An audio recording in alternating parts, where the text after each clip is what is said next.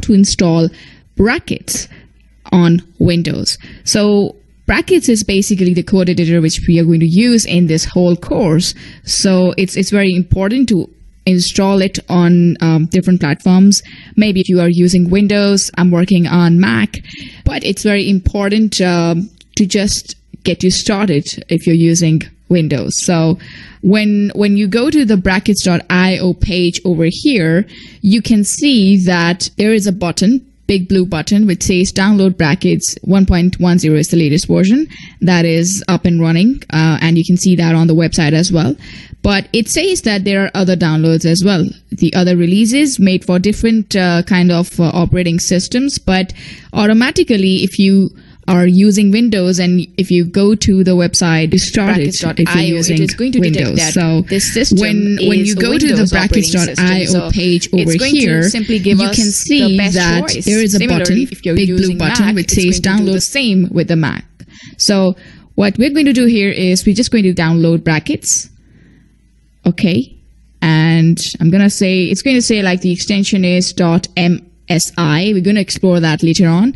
But for now, we're just going to keep it. So the file is about 64.3 MBs big. And we have to wait how long it is going to take. Okay, so we are done. And now it's time to click on the installed brackets for Windows. Now you can see that it's saying the add brackets launcher to path for command line use. Check that. Add open with brackets to explore context menus for all files and folders. You can change the destination of the folder where you want to put brackets, but for now I'm just using the local disk to store brackets for Windows. Next, click on install, and it's going to take a little while. Alright, so bracket was successfully installed, and now I'm just going to click on finish. So that's how you install brackets on your system on Windows. So that's all. I hope you have by now know that this is how you install an IDE, a good IDE. So keep learning and of course keep practicing. Alright, so in this video we will learn how to install brackets on your Mac. So I have already opened Google, and from here I'll click on brackets, and after that clicking the very first thing, brackets.io. So now since I'm on Mac, so it automatically understands that I am using Mac. The browser understands that I'm using Mac, so it's gonna give me the option of installing the primary link as in for Mac. Okay, so what I can see other than that is I can click on other downloads, and it's gonna actually tell me the other versions that are available. Now DEB is for I guess Ubuntu, and MSI is for Microsoft. DMG is our version. So I'm just gonna go back and click from here, and I'll say download brackets. And you can see that it's installing. The total file size is about 71.1 MBs, and it's downloading. It will take a little while. All right, so we're done with the installation part, and now we'll just open this. And the DMG file is getting verified at the moment. All right, we're done with it. So that's it. That's all what we need to do. We just need to now drag brackets and add it in the applications folder right here, and that's it. Okay, so we're done. We are done, and brackets is getting copied in the applications folder. That's it. We're done. So now let's just open brackets by going to the Launchpad. Let's close this first. Launchpad. There we go. And we have brackets over here. So just open this. And it's getting verified again. And it shows brackets is an application downloaded from the internet. Yep, I want to open it. And there we go. So brackets is open now. And that's it. Now these are the files, the default files. You can see right here, they came in with brackets. Okay, so if I click on index, you can see that it has something like some information regarding the code editor. All right, so that's how you install brackets on your Mac. Okay, so pretty simple to install. Just go to brackets.io and just click on the version that you want to install. Sometimes you might be using Windows, sometimes you might be using Mac, iOS. So you have to make sure that also, you might be using Ubuntu as well. So you have to make sure that, you are installing the right version for your system. So that's it. And one of the reasons why this is a very nice editor is because it's very user-friendly. That's the first thing which comes to my mind when I say anything about brackets. So now you're ready to code on your Mac. Hope you're pumped up. So keep learning and, of course, keep practicing. All right, in this video, we'll learn how to create a web page and also how to save it. Now, first thing first, when you have opened your text editor, the very first thing you're going to do is, if you're using a Mac, then you click on File and then you click New. Okay, so this is how you create a document. But at the moment, it is untitled. Okay, it means this has no title at all. So now I'm going to click on File and Save As. This is the folder where I want to save. So I'm going to save it as, let's say, index. Okay, could name it anything, but by default, you name HTML pages as index page.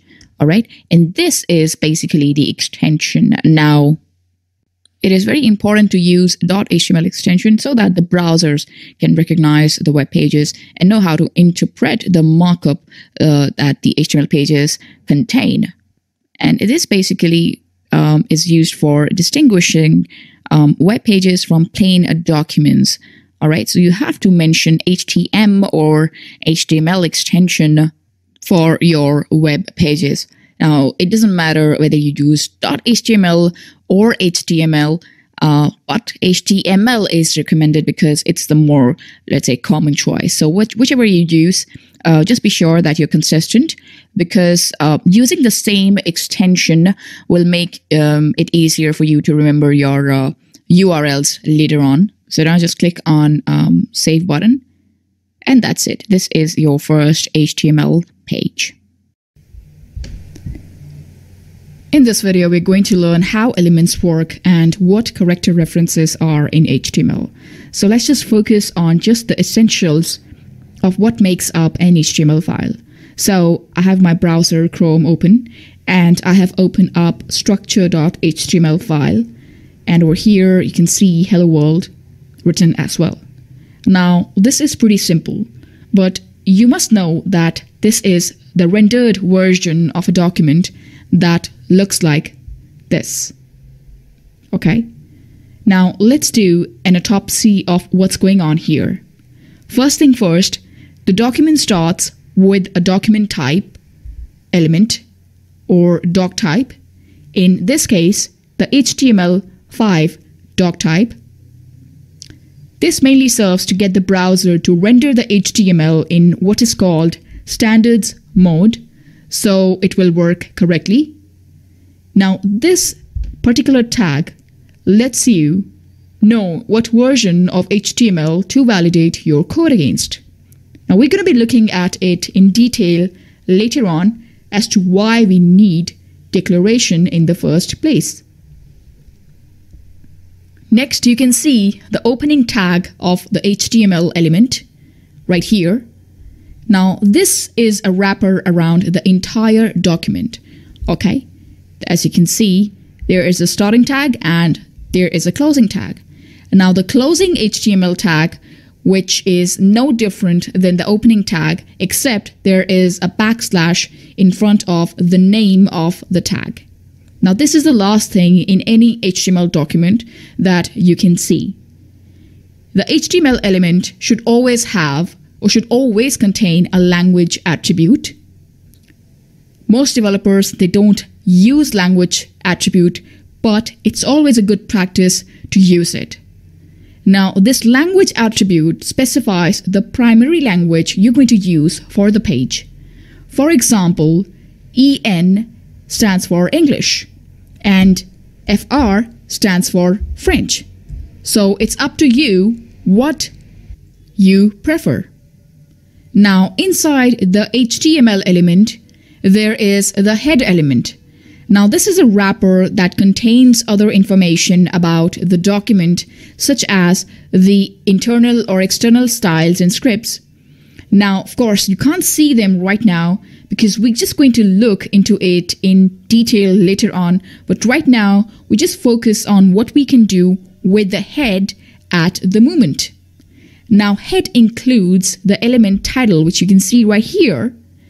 Now, this defines the heading in the browser's title bar, which you can see right here. This is the title of the page, which is declared in the code inside the title tag. Now, the head element should always contain a meta element with a character set attribute that identifies the character encoding of the page. Now, there are a lot of encoding options, but you should always use UTF-8 whenever possible. Now, after the head element, there is a body element, which is the wrapper around the actual or the original content, the one that is visible to the user's screen.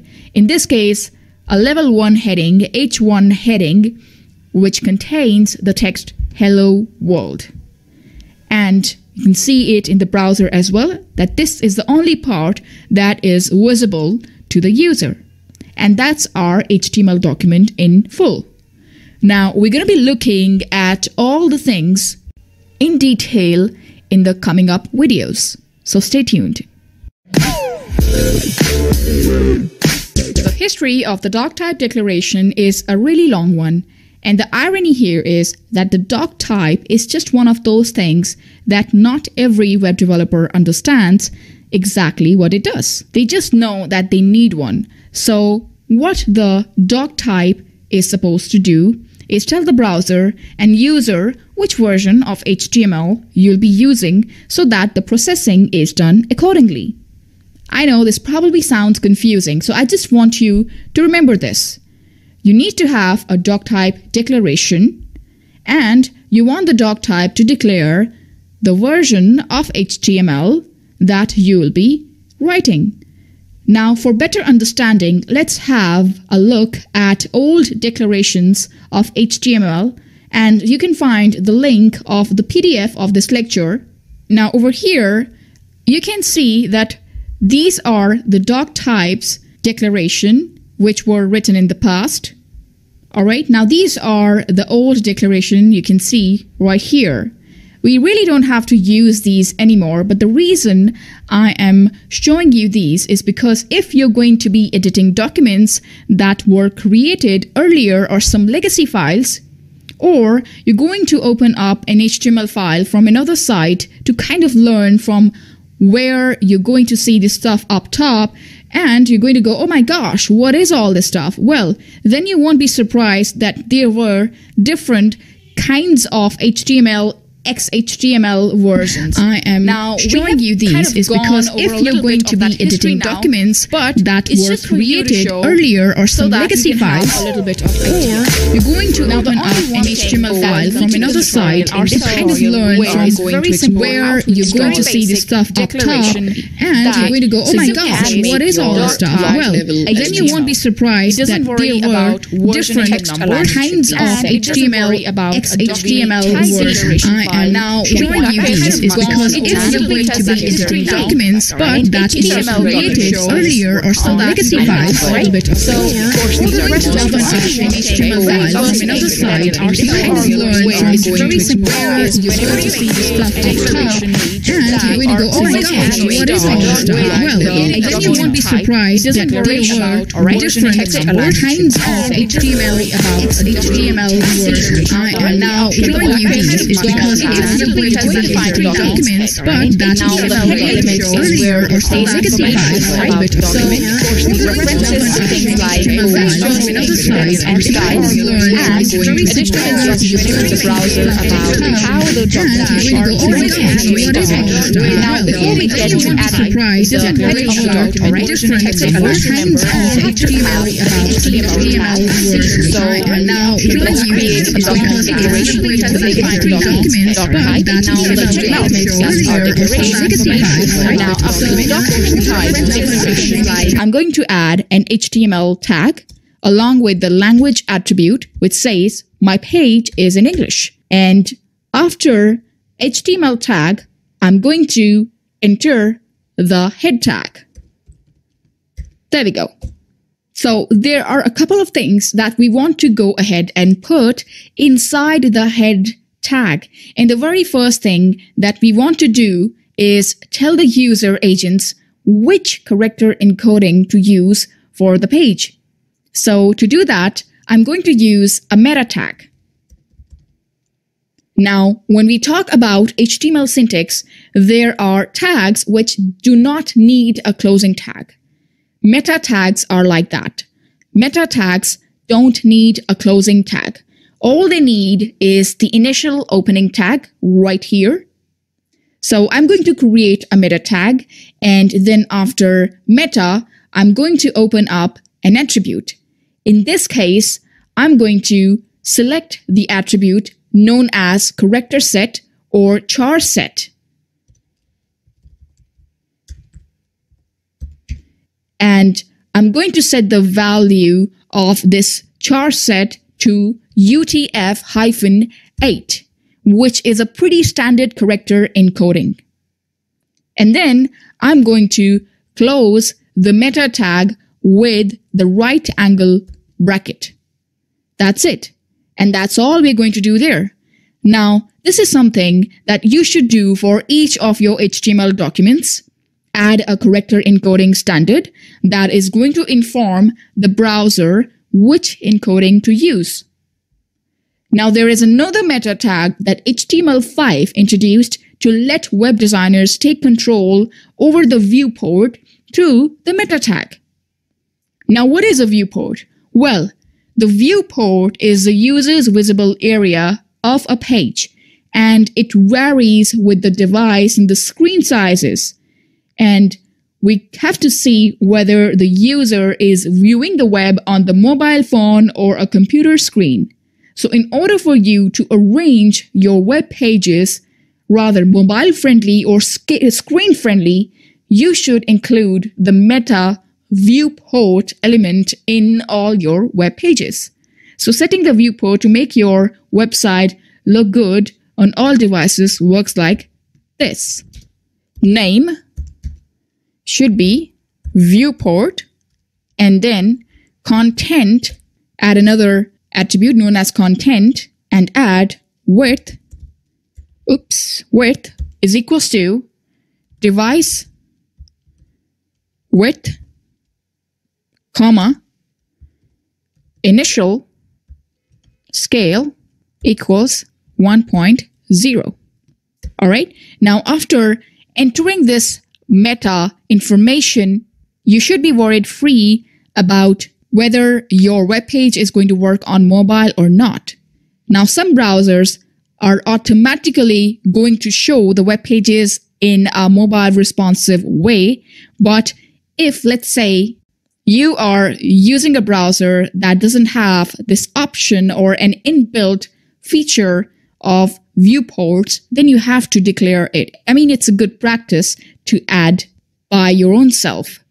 Now, you can use meta tag to define keywords for search engines so that your website could be found easily on search engines like Google, Yahoo, Bing, etc. So using the meta tag, you're going to be declaring the name, let's say description, and then the content, let's say whatever content you want to post, content, let's say Google tutorials.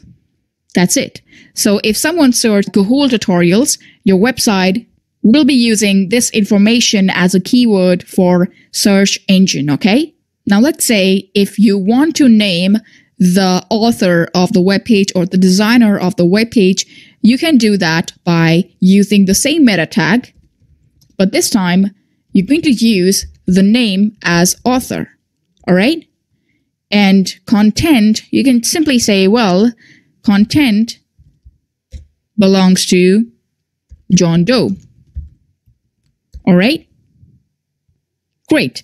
Now, as I mentioned, that you can add internal or external style sheets and scripts in the head tag, inside the head tag as well. But for now, we're just going to be working with the meta tags and the title. Let me add the title of the page as well and say example page. Okay. So yeah, you can include CSS files and JavaScript files, but right now we're just going to be looking at the meta tags in detail, and we did that. I hope you have gained the concept of adding meta tags, and you also learned the importance of using them in your web page. See you in the next lecture. So while the head of your document stores all the functional information that is largely invisible, the body is where all of your visible content is going to go. So to complete the basic structure of our HTML file here, the very first thing we want to do is add a body tag. Now you have to remember that the body tag is not nested inside the head tag or element, because it is a sibling of the head tag, meaning it is on equal level with it, but it just comes after the head tag. So I'm going to add the body tag right here, okay? And then after the body tag, I have just hit the return key so that I can close the body tag. Here is the closing tag. Now, right after the body tag, the starting body tag, I'm going to add some text just below the body tag line. Let's say Gahul. All right. Now, if I save this and preview it in a browser, you can see that the only thing that reads on the page there is just the page content, which is Gahul. Now, it's really not formatted in any specific way, and I want to be clear about this. Now, CSS basically it just controls the styling and formatting of the contents of our page. But let's say that if you're not using CSS at the moment, then we just have to get the browser's default rendering, which in this case, the Chrome browser decided to put Gahul in just a simple text form. All right. Now, to give this text a more meaningful way, I'm going to add a paragraph text around it. So I'll go back to my code editor, and over here, I'll just cut it and add a paragraph with just the letter P and paste this text inside the paragraph tag. And now, if I want to see the result, refresh, it looks like this. Now you can see that the text was right here up here before, and now it's a little bit beneath. So the reason of that is now my text has a more meaningful way because it is rendered inside a paragraph right now on the browser. So if I go back to my code editor and let's say that I add some more information, let's say Gahul is a wonderful learning platform. All right. And if I type something lorem, hit tab, I have some more text.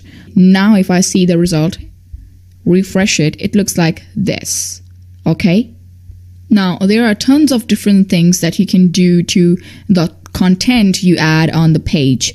All right. So, for example, if I want to make some word a little bit emphasized or bolder, so I'm just going to go back to my code editor. And let's say Gahul, I'm talking about Gahul, so I want to make Gahul a little bit bold. So I'm just going to add bold B, All right, and just going to cut Gahul and paste it inside or in between my bold opening and closing tags. Save it and run it to see. There we go. So Gahul is right now, it's a bit bold than the rest of the text. Now let's say to make my page content a bit more meaningful, I'm just going to go to my code editor and add a heading before my paragraph and name it H1. All right, H1 stands for level 1 heading. So let's say important info. All right, that's the name of the heading. All right, so if I just save it and see in the browser, refresh, there we go. So now I have a level 1 heading along with a paragraph. Okay, and in that specific paragraph, I have one word that is highlighted in bold. So just like I said, that we can do a tons of things by using all kinds of elements that are present and that represents visual elements on the page. So regardless how simple or how complex your sites are going to end up being, this important structure, this foundation, the head and the body tags are always going to be the starting point of any of your documents. So this is whatever we have covered in this video is just a very basic of what we can include inside the body tag. We're going to cover a lot of things later in the videos, but just to give you an idea step by step that it's always important to know the foundations and then jump on to important and complex concepts. So I'll see you in the next videos. Keep learning and of course keep practicing.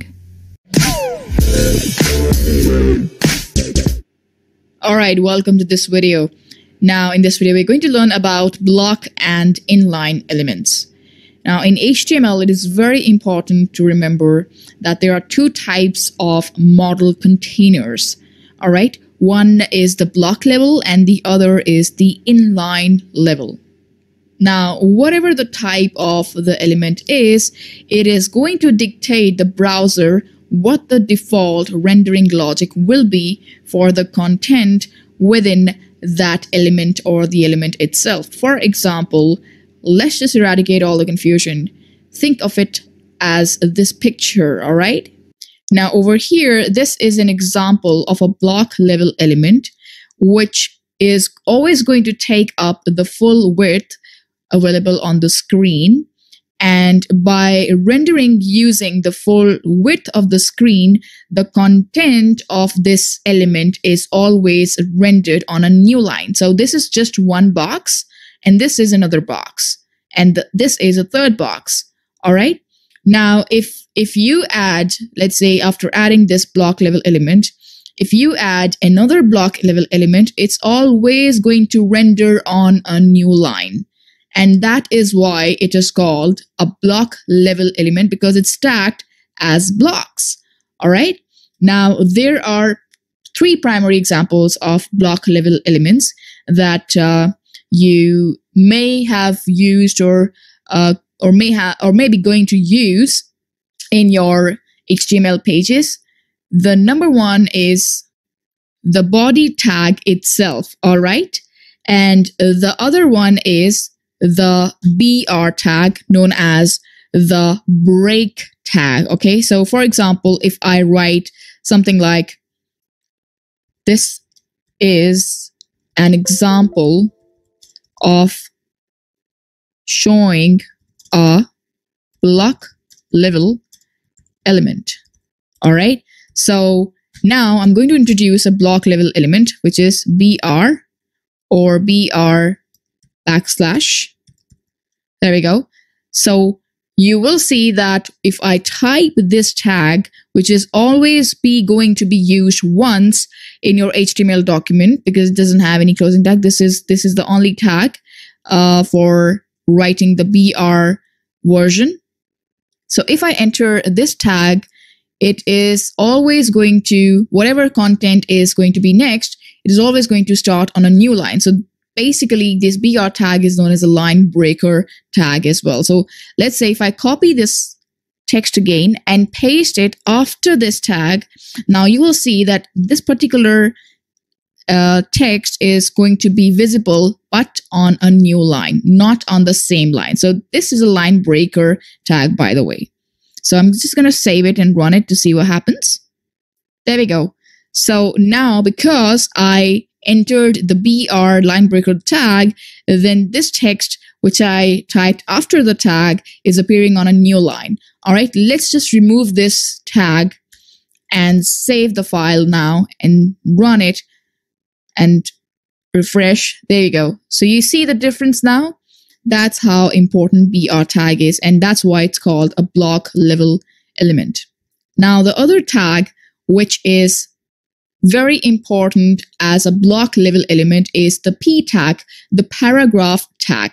So whenever you type anything inside a paragraph tag, it is always going to start on a new line since it's a block level element. So I'm just going to go back to the code editor, and over here, I'm just going to paste the BR tag back. All right. Oops. There we go. Okay. And after the BR tag, I'm just going to add the P tag. All right. And I'm just going to enter some text. Now you're going to see that because I have entered the P tag, or I have introduced the P tag, now this is going to start, this text is going to start on a new line, and you can see there is no BR tag. There's only P tag, which is also a block level element. So you're going to see that it is going to have some margin set to its box already.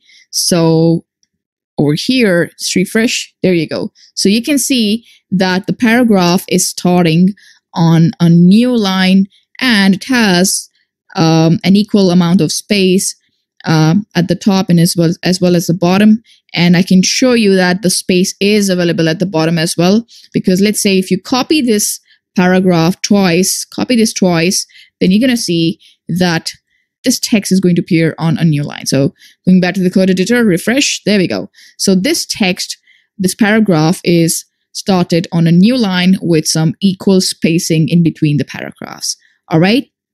So far, so good. Now, there are many other block level elements, which include article, aside, block code, button, canvas, caption, which we are going to cover in the later videos to give our HTML pages some more meaning. All right. But right now, let's just focus on learning